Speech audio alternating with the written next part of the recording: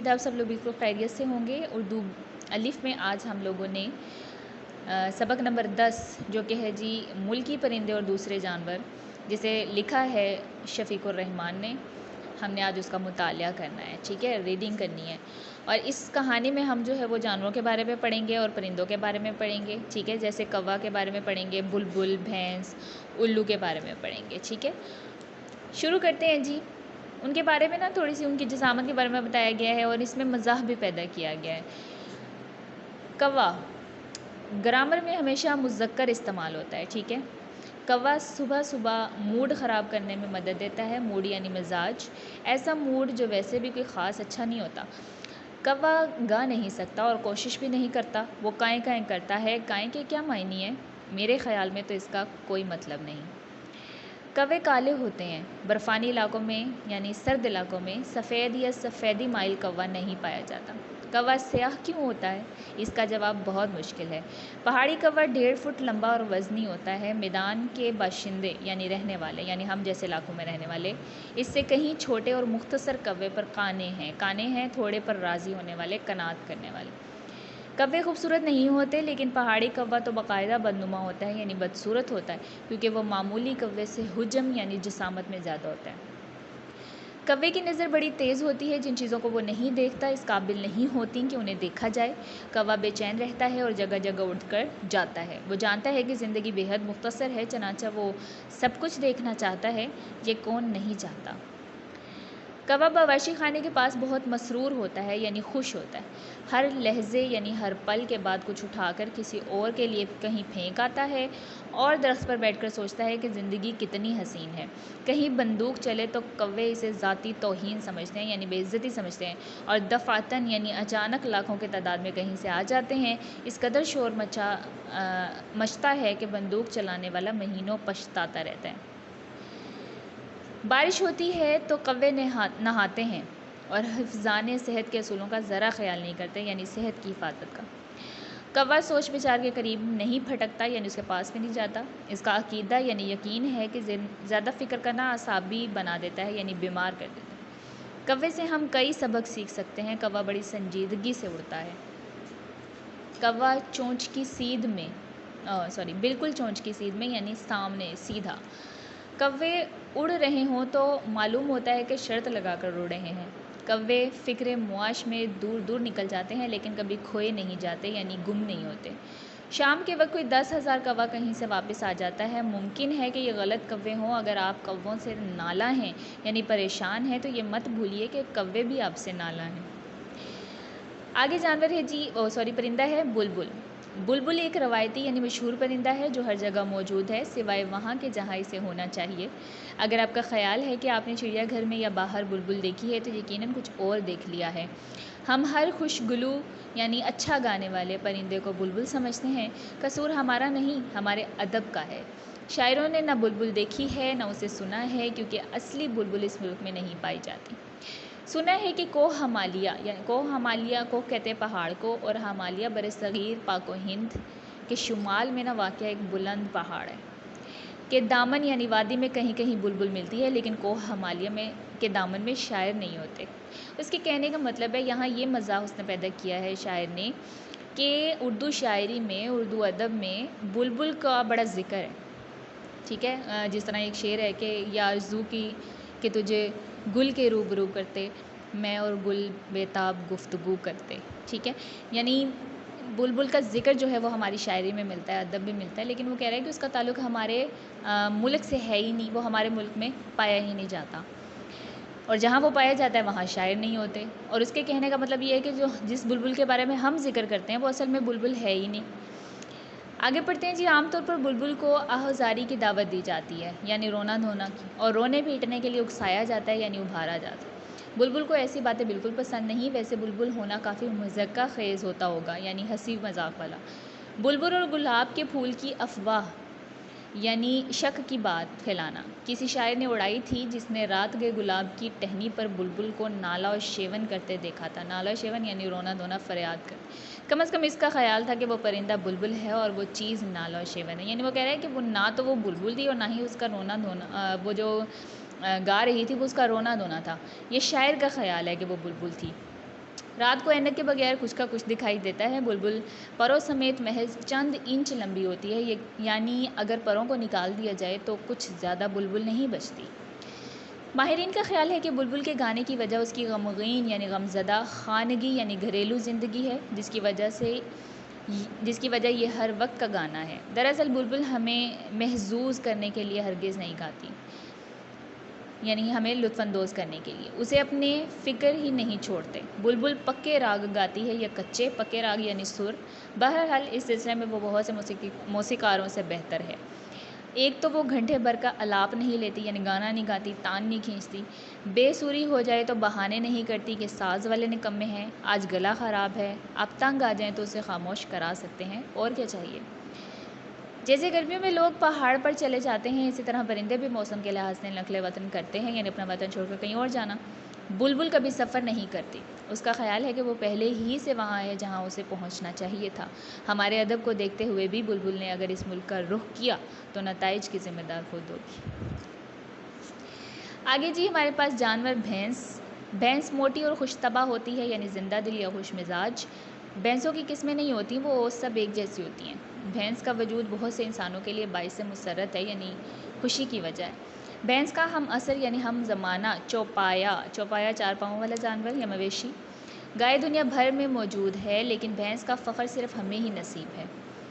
تبت چین کا علاقہ میں گاؤں کے وزن پر سورا گائے ہوتی ہے۔ سورا گائے یعنی پہاڑی گائے۔ سورا بھینس کہیں نہیں ہوتی۔ بھینس کے بچے شکل و صورت میں ننیال یعنی نانا کا خاندان اور ددیال یعنی دادا کا خاندان پر جاتے ہیں، لہٰذا فریقین یعنی 2 لوگ ایک دوسرے پر تنقید نہیں کر سکتے۔ تنقید یعنی نکتہ چینی۔ بھینس سے ہماری محبت بہت پرانی ہے۔ بھینس ہمارے بغیر رہ لے، لیکن ہم بھینس کے بغیر ایک دن نہیں گزار سکتے، ایک دن نہیں رہ سکتے۔ آج کل یہ شکایتیں عام ہے کہ لوگوں کو کوٹھی ملتی ہے تو ایسی جس میں گیراج تک نہیں ہوتا، یعنی گاڑی کھڑی کرنے کی جگہ، جہاں بھینس باندھی جا سکے۔ کئی بھینسیں اتنی بھدی یعنی بری نہیں ہوتی، مگر کچھ ہوتی ہی ہیں۔ دور سے یہ پتہ چلانا مشکل ہو جاتا ہے کہ بھینس اس طرف آ رہی ہے یا اس طرف جا رہی ہے۔ رخ روشن کے آگے شمع رکھ کر والا شعر یاد آ جاتا ہے۔ رخ روشن یعنی خوبصورت چہرہ اور شمع موم بتی۔ پورا شعر ہے جی، رخ روشن کے آگے شمع رکھ کر وہ کہتے ہیں، ادھر جاتا ہے دیکھیں یا ادھر پروانہ آتا ہے۔ بھینس اگر ورزش کرتی اور غذا کا خیال رکھتی تو شاید چھریری ہو سکتی تھی، یعنی دبلی پتلی، لیکن کچھ نہیں کہا جا سکتا۔ بعض لوگ مکمل احتیاط کرنے پر بھی موٹے ہوتے چلے جاتے ہیں۔ بھینس کا مشغلہ یعنی کام جگالی کرنا ہے۔ جگالی ہوتا ہے حیوانات کا نا معدے سے چارے کو منہ میں لا کر چبانا یا تالاب میں لیٹے رہنا۔ وہ اکثر نیم باز یعنی ادھ کھلی آنکھوں سے افق کو تکتی رہتی ہے۔ افق وہ جگہ ہوتی ہے جہاں زمین اور آسمان ہمیں ملے ہوئے دکھائی دیتے ہیں۔ تکتی رہتی ہے، دیکھتی رہتی ہے۔ لوگ کیا سرائیاں کرتے ہیں، یعنی اندازے لگاتے ہیں کہ وہ کیا سوچتی ہے۔ وہ کچھ بھی نہیں سوچتی۔ اگر بھینس سوچ سکتی تو رونا کس بات کا تھا۔ بھینس کا حافظہ یعنی یادداشت کمزور ہے، اسے کل کی بات آج یاد نہیں رہتی، اس لحاظ سے وہ انسان سے زیادہ خوش نصیب ہے۔ اب یہاں یہ مزہ ہے کہ انسان جو ہے وہ اپنے ماضی کو یاد کر کر روتے رہتے ہیں۔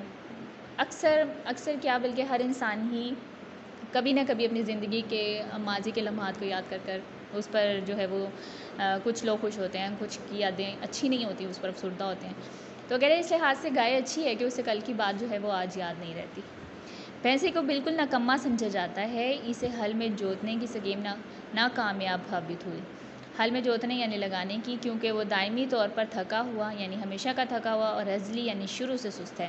اس نے بچپن میں بھینس کا دودھ پیا تھا۔ بھینس کے سامنے بین بجائی جائے تو نتیجہ تسلی بخش نہیں نکلتا۔ بھینس کو بین سے کوئی دلچسپی نہیں ہے۔ بین جو ہے وہ ساز کا نام ہے۔ آگے جانور ہے جی الو۔ الو بردبار ہوتا ہے جی برداشت کرنے والا، ٹھیک ہے، صبر و تحمل رکھنے والا، اور دانش مند یعنی عقل مند ہے، لیکن پھر الو ہے۔ وہ کھنڈروں میں رہتا ہے یعنی ویرانوں میں، لیکن کھنڈر بننے کی وجوہات دوسری ہیں۔ الو کا ذکر پرانے بادشاہوں نے اپنے روز نامچوں یعنی ڈائری میں اکثر کیا ہے، لیکن اس سے الو کی پوزیشن بہتر نہیں ہو سکی۔ الو کی 20 قسمیں بتائی جاتی ہیں۔ میرے خیال میں 5-6 قسمیں کافی تھیں۔ ویسے الوؤں کی عادتیں آپس میں اس قدر ملتی جلتی ہیں، ایک الو کو دیکھ لینا تمام الوؤں کو دیکھ لینے کے مترادف ہے، یعنی اس کے جیسا ہے۔ الو کو وہی پسند کر سکتا ہے جو فطرت کا ضرورت سے زیادہ مداح ہو، یعنی تعریف کرنے والا۔ روزمرہ یعنی معمول کے الو کو بوم کہا جاتا ہے، اس سے بڑے کو چغد، چغد سے بڑا الو ابھی تک دریافت نہیں ہوا۔ چغد جو ہے جی الو کی قسم ہے ایک۔ دن بھر الو آرام کرتا ہے اور رات بھر ہو ہو کرتا ہے، یعنی الو کی مخصوص آواز ہے۔ اس میں کیا مصلحت یعنی حکمت پوشیدہ ہے یعنی چھپی ہوئی ہے؟ میرا قیاس یعنی خیال اتنا ہی صحیح ہے جتنا کہ آپ کا۔ لوگوں کا خیال ہے کہ الو تو ہی تو کا وظیفہ پڑھتا ہے۔ اگر یہ سچ ہے تو وہ ان خود پسندوں یعنی اپنے آپ کو چاہنے والوں سے 1000 درجہ بہتر ہے جو ہر وقت میں ہی میں کا ورد کرتے رہتے ہیں۔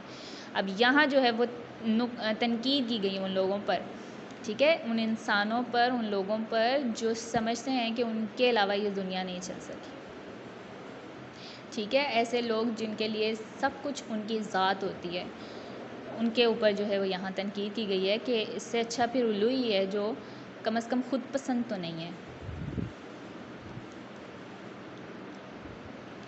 شوخ، شرارتی اور باتونی، بہت باتیں کرنے والا پرندوں میں الوؤں کا مرتبہ بہت بلند ہے کیونکہ وہ چپ چاپ رہتا ہے اور غالباً یعنی کہ شاید حصے مزاح سے محروم ہے، یعنی ہنستے مسکرانے کی عادت اس کے پاس نہیں ہے۔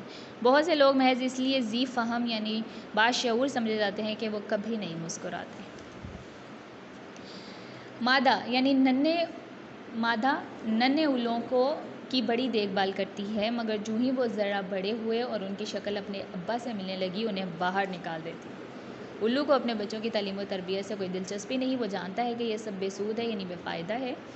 الو اچھے بھی ہوتے ہیں اور برے بھی۔ اچھے تو وہ ہوتے ہیں جو دور جنگلوں میں رہتے ہیں۔ الوؤں کو برا بھلا کہتے وقت یہ مت بھولیے کہ انہوں نے الو بننے کی التجا تھوڑی ہی کی تھی۔ الو بننے کی التجا تھوڑا ہی کی تھی، یعنی آپ سے درخواست تھوڑی کی تھی کہ آپ اس کو الو ہی بنائیں یا آپ اس کو الو کہیں، ٹھیک ہے۔ بلی، بلیوں کی کئی قسمیں بتائی دی ہیں۔ جو لوگ بلیوں کی قسمیں گنتے رہتے ہیں ان کی بھی کئی قسمیں ہیں۔ بلیاں پالنے والوں کو یہ وہم ہو جاتا ہے کہ بلی انہیں خام خواہ چاہتی ہے یعنی بلا وجہ، اس لیے نہیں کہ وہ بلی کے قیام و طعام کا بندوبست کرتے ہیں یعنی رہنے کا اور کھانے پینے کا۔ کاش کہ ایسا ہی ہوتا۔ بلی دوسروں کا نقطہ نظر نہیں سمجھتی یعنی ان کا مقصد۔ اگر اسے بتایا جائے کہ ہم دنیا میں دوسروں کی مدد کرنے آئے ہیں تو اس کا پہلا سوال یہ ہوگا کہ دوسرے یہاں کیا کرنے آئے ہیں۔ سال بھر میں بلی سدھائی جا سکتی ہے یعنی مانوس کی جا سکتی ہے، مگر سال بھر کی مشقت یعنی محنت کا نتیجہ صرف ایک سدھائی ہوئی بلی ہوگا۔ جہاں بکیا چوپائے دودھ پلانے والے جانوروں میں سے ہیں، وہاں بلی دودھ پینے والے جانوروں سے تعلق رکھتی ہے۔ اگر غلطی سے دودھ کھلا رہ جائے تو آپ کی سدھائی ہوئی بلی پی جائے گی۔ اگر دودھ کو بند کر کے قفل لگا دیا جائے یعنی تالا، تب بھی پی جائے گی۔ کیوں کر یعنی کیسے؟ یہ ایک راز ہے جو بلیوں تک محدود ہے۔ بلیاں آپس میں لڑتی ہیں تو ناخنوں سے ایک دوسری کا منہ نوچ لیتی ہیں اور مہینوں ایک دوسرے کو بلا بھلا کہتی رہتی ہیں۔ بلی اور کتے کی رقابت یعنی دشمنی مشہور ہے۔ بلی برداشت نہیں کر سکتی کہ انسان کا کوئی وفادار دوست ہو۔